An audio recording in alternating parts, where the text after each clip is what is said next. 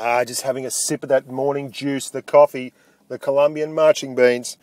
Here we are today, a couple of E75 games. Firstly with 48-ton Ruckus, that ever so famous, good-looking bloke from the WA. He's here to carry the day on Lost Temple.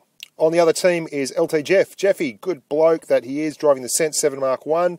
Obviously, I'm going to be thinking the whole time in this game, where is he, waiting for the flanking move that inevitably will come. Ruckus driving the M103. We've got a second map after this on Desert Sands with Snake Eyes Warrior. It generally happens when one of us is driving a heavy in that map that one of us has a good game. So no surprising there that it should end up in a platoon boom. Now, there's a couple of numpties on our team, but they do their best, God bless them. There's an IS-3 here who fires high explosive for the majority of the match, which is always a worry. Quite possibly he doesn't have the top gun and can't pen anything, so he's doing that. That is actually probably not a bad tactic at times in that tank, but it's not something I'd recommend unless it's an absolute necessity. Ruckus is using the M103. Now you'll see here, he gets up on the stairs so he can go hull down and just use that strong turret armour. Now we get one in this Ferdinand, but it won't report. It's just one of the things that's been going on lately in that patch, where it hits but it doesn't report if it's been too long since the initial contact and it's already put up a number. Not sure why, but I poke my head out here like a noob and cop one from the ST1 for my troubles. And in the age-old trend in this game, if you get hit, you have to drive forward immediately and fire one back at the enemy. But you've got to fight that feeling, guys. If you get hit, sometimes you just got to put it down to experience, get in a stronger position and move back. Ruckus nails the third. I'm basically supporting the flank here, just poking shots at that ST1, keeping him honest, making sure he knows he can't move forward and try and flank the M103. It's always a fragile truce out here. And there's Jeffy. I've seen him on the mini-map, and that means that I'm moving towards him on the flank because he for me is the big gun on their team. He's the guy who can really post a number and give us trouble. Now that T-34 there killed that IS-6. I should have been paying attention to that. I wasn't, as you'll see later in the game. The Tiger 2's rolling forward. They're pressing the flank. Ruckus notes that as well. So we're both over here where the trouble is. There's two mediums on the left. They're lower tier guys, though. They're not going to be able to hold that flank. So once Ruckus does his business there, he's going to move back a touch. I'm still worried about Jeff. There is an IS-3 behind me, but as I mentioned, he's firing HE. He's not doing a terribly large amount of damage. And I worry that he is going to get flanked and handled and gobbled up quite comfortably by the Cent 7 Mark 1. So I move forward. I want to push the pace. It does not pay for us to let Jeff come round and flank and do whatever he likes. We're going to make this a happening thing. Jeff puts one in the back. The IS-3 has a crack at the front. And now it's on for young and old. We're going to nail the IS-3 quickly. The rest of the team's moving in to lend a hand, which is nice. Ruckus is coming over as well, and we will dust this IS-3 off. So it's been a pretty standard game so far. ST1's gone. The KV3's still to be dusted. Ruckus is off dealing with him. We've managed to clean these guys up on the flank. Took a little bit of beating to do so, but it was important to get it done, because now we don't have to worry so much about this Centurion. And I've got these lovely boxes here hiding my lower glacis. Jeff can't see me at all. Look at those boxes guarding me. Oh, no, that's all right. Mr. IS-3 is going to drive straight through the front of him, and we now no longer can side scrape off a box. That's all right, though, because Jeff's moved right back, and we're aggressive young humans. We're going to push the pace. We're in a big Tier 9 heavy, so we should. Jeff doesn't have gold ammo in that Cent 7 Mark 1 that can pen. He's got Hesh. So I know that it's going to be a tough pen for him on my E75. If I can side scrape off this building here, it's just the nature of the beast. And we return serve. He's in a bit of a tight spot. He's now got Ruckus coming up on the right-hand side, which is hard enough on its own, because an M103 is a very, very mobile heavy. He does well to put one into my front drive wheel there, I think. And then I'm like a proper noob, mucking around here, celebrating the joy. Ruckus tells me on the hill, and that's where the T-34 was. I noted earlier that's where the T-34 was when he took out the IS-6, and that's where the T-34 still was when he pumped one into me happily. So now I'm going to have a bit of a chat with Jeff, tell him how lovely he is, how great his work was, nice flank, and his attempted ambush didn't come off, but it was a pretty valiant effort in a losing match. It's all up to Ruckus now and his HE firing IS-3 to go and clean up the mess that I left. Now, here he goes. He knows where the T-34 is. The T-34 is not renowned for its camouflage, so he should be able to find him pretty comfortably. He is on low hit points, but he has enough. Unless he gets an unlucky roll from the T-34, he should have enough to go out there and handle him. There he goes. There's one into the T-34.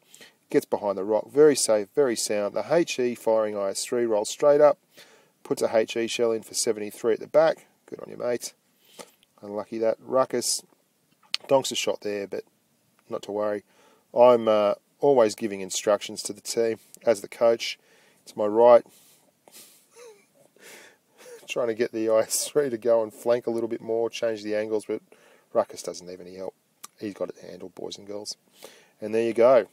Nails him at the end. Good game all. Thank you, linesman. Thank you, balls boys. A big platoon carry from us. 5.5k nearly for Ruckus. 4,200 for me, and about 800 combined for the other 5 tanks. So, yeah, you've got to take it where you can get it. Sometimes you've got to do an awful lot to win a match these days. Onwards and upwards to doing an awful lot on Desert Sands. We've got Hankley on the other team. He's a subscriber. Good to see you out there, mate. Snake Eyes Warrior on my team from the Storm clan, who are storming up the charts. There's a lot of them these days.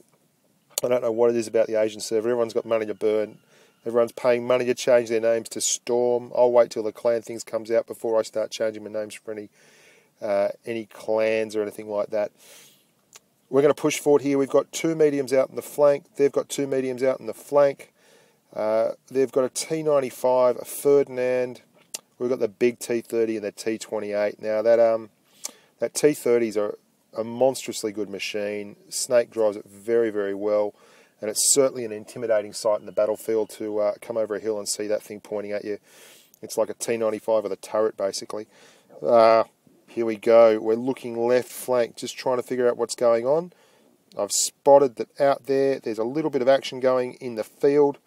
That Comet, I'm not sure if our second medium's AFK, but he doesn't appear to be advancing the cause at all. I'm going to take life into my own hands and move forward and be aggressive. There they go. They've all popped. Once I've seen the dots on the map, I know what's going on. They're going hard on the flank, and if we don't react, we will get dusted. Now, there we go. We go for a shot. Nail the E75 in the back right flank. Very easy shot into the broadsides of an E75. We stop to get another one. There's nothing doing there. What are we going to do? Are we going to waste time mucking around, or are we going to get stuck in? They've already put us to the sword on the flank. Nail our mediums. We are 2 tanks down, but I know for a fact I have a good big monster on that back hill there in Snake Eyes Warrior. He won't muck around. We put one into Hankley, the T-95, and move forward accordingly. We're just going to start looking at putting a HE shell or something into the rear of his tank. There we go. We don't need the HE. We're just going to nail him. Snake Eyes is at the back. He is the last line of defence. We've got to make sure he takes out the E75 as it's coming over. We've got to make sure that we give him a hand. So we move up here so we can put shots down on the right at people as they try and crest that ridge. And we've brought things right back to even, 4 tanks each. So nice recovery there from my team. Snake's taken the E75 out, and he's certainly giving them pause up the top. That Pershing is looking a wee bit adventurous though, so I shove one into the side of him. You can see there that other E75. Here comes the Pershing again. We get him again, set fire to him. He's copped an absolute flogging, but he is going to get past the Snake, and that's always tough when you're in a big, slow-moving tank destroyer. Snake takes one. He's done a really good job. He held the line there. Snake's down. Snake's down. I repeat, Snake is down. There's a Ferd, an E75. The Ferd's down though. The T-34 doing the business with me. There he is. That Pershing's flanking up. Things aren't looking too bad. There's a Tiger 2 and an E75 as well. We get one into the front right drive wheel of that that Tiger 2. Very handy. Look at this tank go. It's a great tank for situations like this. A lot of time when you're in like an Object 704 or an SU 152 or some of those big tank destroyers, being the last guy up can be tough because you don't have the armor profile to really successfully do anything. It's not so bad when you're in an E75 or an ST1, something you can side scrape off. Now I've got a full health E75 and a pretty healthy Tiger 2 on me there. I don't want to stand still and let them flank. If I do that, all I'm doing is giving them the opportunity to come in at me from different angles and actually pick and choose the fight. So what I'm going to do is be a little bit mischievous, bounce one there. That's what I'm talking about, the E75. One of the best tanks to be in a final stand with is this tank here. It's got such great armor, and if you know how to use it, even post-nerf, it did cop a nerf in a patch ago with the actual traverse speed of the turret, and the tracks was a little bit touched up. Even without those things, it's still a really, really solid tank. And if you can split the enemies so that you can more or less take them one at a time, then things are going to be much to the good. Now, that E75's coming up. Going to get one into him and then play keep aways, take a shot, but I'm certainly not going to sit there and let him have easy shots back. We move forward, we move back, we get a nice look at him there through that little tent. We turn back, we change the angle again, we're going to move. As long as he's willing to not come forward, then I'm going to keep picking the pace. I don't want to wait until that Tiger 2 gets his act together and starts getting involved as well. So we're now side scraping off the edge of a building, turning our track, reversing up, always giving him tough angles. We get a bounce in that front glacis. Not a good idea to be firing that tank on the move, and suddenly he's broadsided, he's trying to get in the building. No go, my friend.